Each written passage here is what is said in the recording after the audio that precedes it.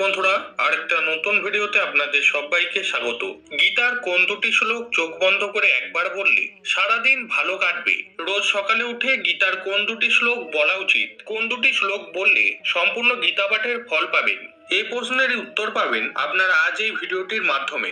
বন্ধুরা, আমরা সকলে প্রায় জানি যে নিত্য গীতা পাঠ করলে জীবনে কত সুপরিবর্তন আসতে পারে, কিন্তু এখনকার ইঁদুর দৌড়ের মতো জীবনযাপনের মাঝে শান্ত হয়ে বসে গীতা পাঠ করাও আমাদের দ্বারা সম্ভব হয়ে ওঠে না। কিন্তু আপনি জানেন কি, গীতা শুধু দুটি শ্লোক পাঠ করেও সম্পূর্ণ গীতা পাঠের ফল পাওয়া যায়? চলুন তবে আমরা সেই দুটি শ্লোকের সম্বন্ধে জেনে নিই। প্রতিদিন সকালে উঠে এই দুটি শ্লোক অবশ্যই পাঠ করবেন।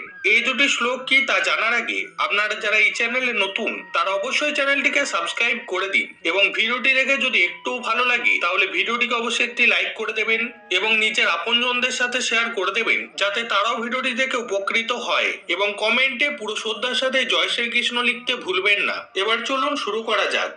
বর্তমানে মানুষ যতই কোলাহলের মধ্যে থাকুক, দিন শেষে নিজেকে একা বলে বোধ করে। তেমনই একজন হলো আরুষ।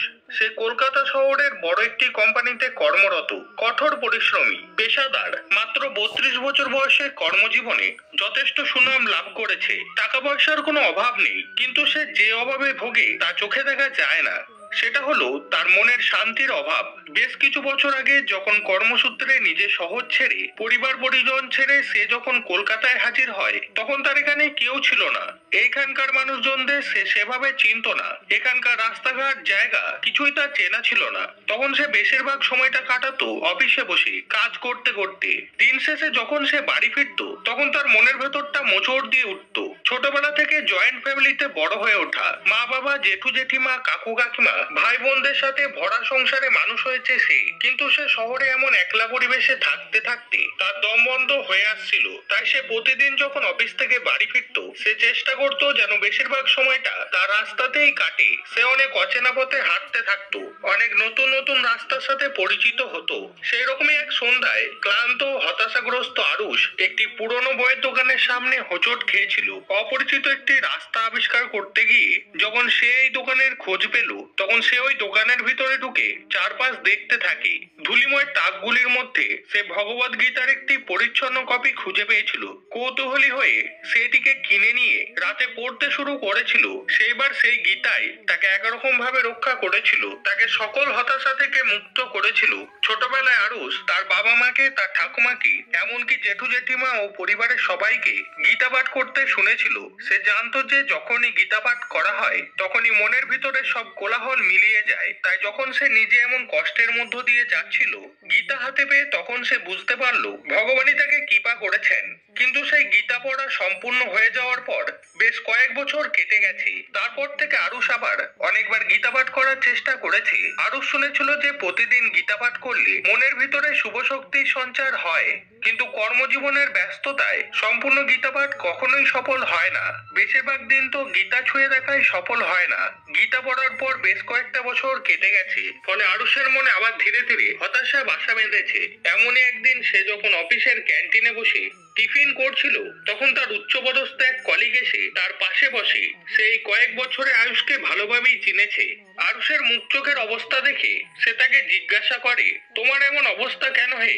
আরুষ কিছুক্ষণ চুপ থেকে তার সমস্যার কথা তার কলিগকে জানায়। সবটা শোনার পরে তার কলিগ বলে, সত্যি বটে, সারাদিন কাজকর্ম করে খেতে পিতে বাড়ি যাওয়ার পরে ভিতরে আর এনার্জি থাকে না। সম্পূর্ণ গীতা পাঠ সে তো অনেক বড় বিষয়, অনেক ধৈর্যের বিষয়। আর অফিস থেকে বেরোনোর সময় এমন তাড়া থাকে যে গীতা পাঠ করে ওঠা সম্ভব হয় না। তবে তুমি ঠিকই বলেছো, এমন একটা সময় আমাদের সংস্কৃতিতে এটাই ছিল যে বাড়ির সকলে প্রতিদিন সম্পূর্ণ গীতা পাঠ করতো। সেই কারণেই তো তাদের মন সুস্থির থাকতো। তারা জীবনকে যেমন উপভোগ করতে পারতো, তেমনই বাঁচার আসল অর্থও জানতো। এখনকার সময় আমাদের পরিস্থিতি এমন হয়েছে যে আমরা বাঁচবো বলে টাকা অর্জন করি, কিন্তু বাঁচতে আর পারি কোথায়? ছোটাছুটিতেই তো জীবন শেষ হয়ে যাচ্ছে। তবে জানো তো আরুষ, আমাদের পরিবারের গুরুদেব আমাদের একটি বেশ উপায় বলে দিয়েছেন। তিনি বলেছেন যে ভগবদ গীতার এমন দুটি শ্লোক আছে, যে দুটি শ্লোক প্রতিদিন পাঠ করলে সম্পূর্ণ গীতা পাঠের ফল লাভ হয়। তুমি চাইলেও এটা করতে পারো। বিশ্বাস করো, আমি যেদিন থেকে এই দুটি শ্লোক পাঠ করা শুরু করেছি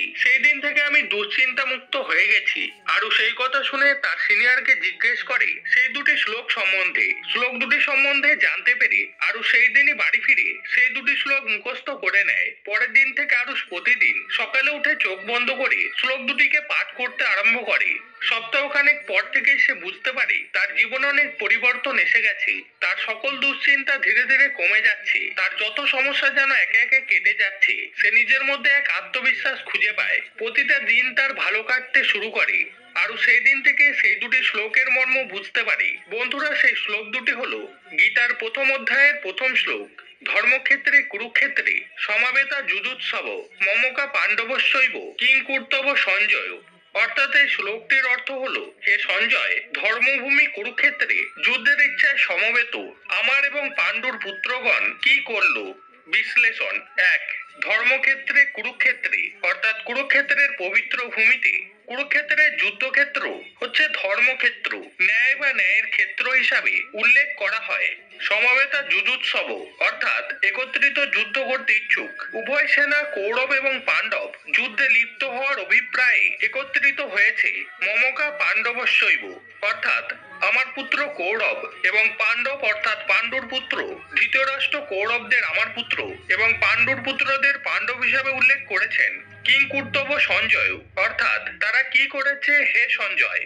দ্বিতীয় রাষ্ট্র তার সারথী সঞ্জয়কে উভয় বাহিনীর কার্যকলাপ সম্পর্কে জিজ্ঞাসা করেন। এই শ্লোকটি দ্বিতীয় রাষ্ট্র ও সঞ্জয়ের মধ্যে কথোপকথনের মঞ্চ তৈরি করে। সেখানে দ্বিতীয় রাষ্ট্র তার পুত্র এবং পাণ্ডুর পুত্রদের মধ্যে যুদ্ধের প্রক্রিয়া সম্পর্কে তথ্য চান। এটি ভগবদ গীতার সূচনাকে চিহ্নিত করে, যা এই যুদ্ধক্ষেত্রের মধ্যে প্রেক্ষাপটে ভগবান শ্রীকৃষ্ণ এবং অর্জুনের মধ্যে একটি গভীর কথোপকথন হিসাবে উদ্ভাসিত হয়। আর যে শ্লোকটি পাঠ করতে হবে সেটি হলো গীতার অষ্টাদশ অধ্যায়ের শেষ শ্লোক, যত্র যজ্ঞেশ্বর কৃষ্ণ তত্র পার্থ ধনুর্ধর তত্র শ্রী বিজয় প্রতিধ্রুবান্বিতি মতির মম। এই শ্লোকটির অর্থ হলো, যেখানে যজ্ঞেশ্বর ভগবান শ্রীকৃষ্ণ এবং গান্ডীব ধনুর্ধারী অর্জুন অবস্থিত সেখানেই শ্রী বিজয় বিভূতি অচল নীতি বিদ্যমান, এই আমার অভিমত।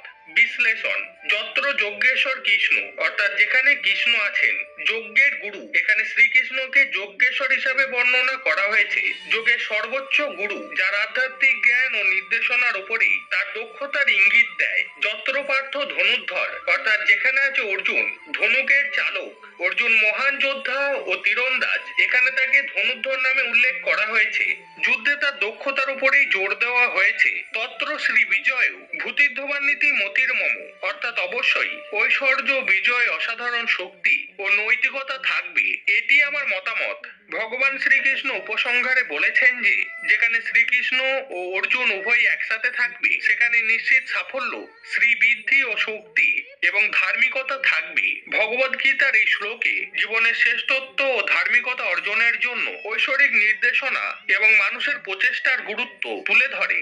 এই আধ্যাত্মিক জ্ঞান ও ব্যবহারের দক্ষতার মধ্যে সমন্বয়ের উপরে জোর দেয়, পরামর্শ দেয় যে নিজেকে ঐশ্বরিক নীতির সাথে সারিবদ্ধ করা অনিবার্য সাফল্য এবং নৈতিক সততার দিকে পরিচালিত করে। তাই বন্ধুরা, এই দুটি শ্লোক অবশ্যই সকালে ঘুম থেকে উঠে নিয়মিত পাঠ করবেন। পারলে এই দুটি শ্লোকের অর্থ অবশ্যই পাঠ করবেন। দেখবেন ধীরে ধীরে আপনার জীবনের সকল সমস্যা ভগবান শ্রীকৃষ্ণের কৃপায় দূর হয়ে যাবে। আপনি নিজের ভিতরে এক অপূর্ব শক্তি অনুভব করতে পারবেন এবং আপনার জীবনে সকল বাধার সম্মুখীন হয়ে আপনি খুব সহজেই সেটিকে দূর করতে পারবেন। তো বন্ধুরা, আজকের ভিডিওতে এ পর্যন্তই। ভিডিওটি দেখে যদি আপনার ভালো লাগে তাহলে ভিডিওটিকে অবশ্যই একটি লাইক করে দিন, আর এই চ্যানেলে নতুন হয়ে থাকলে চ্যানেলটিকে অবশ্যই সাবস্ক্রাইব করে দিন। ঈশ্বরের কাছে প্রার্থনা করি আপনারা সকলেই ভালো থাকুন, সুস্থ থাকুন। আবারও দেখা হবে নতুন কোনো ভিডিওর সাথে। ধন্যবাদ।